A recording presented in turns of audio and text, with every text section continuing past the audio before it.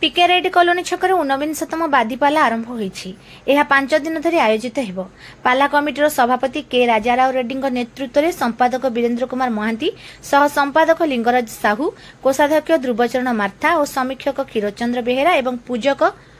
द्विजराज दीक्षित एही धर्मानुष्ठान को निष्ठा और श्रृंखला सह परिचालना करुछंती। कृपासिंधु महाराणा, सर्वेश्वर महांती, दिलीप कुमार महांती, श्यामसुंदर जेना, दीपक मुखार्जी,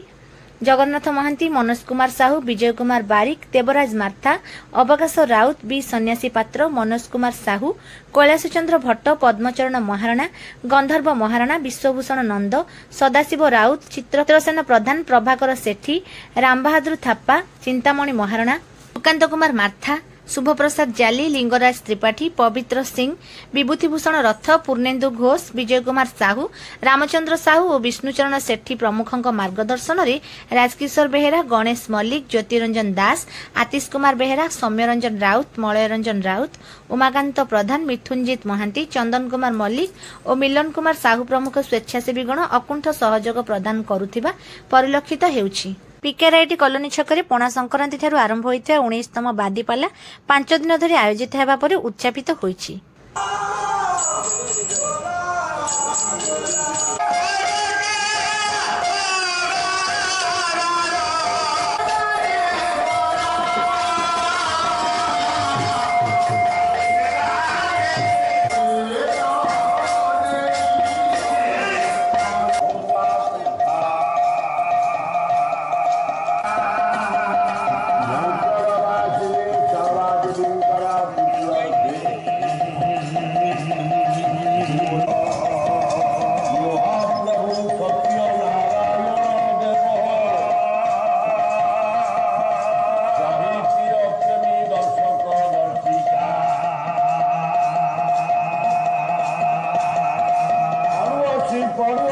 ग्रामवासी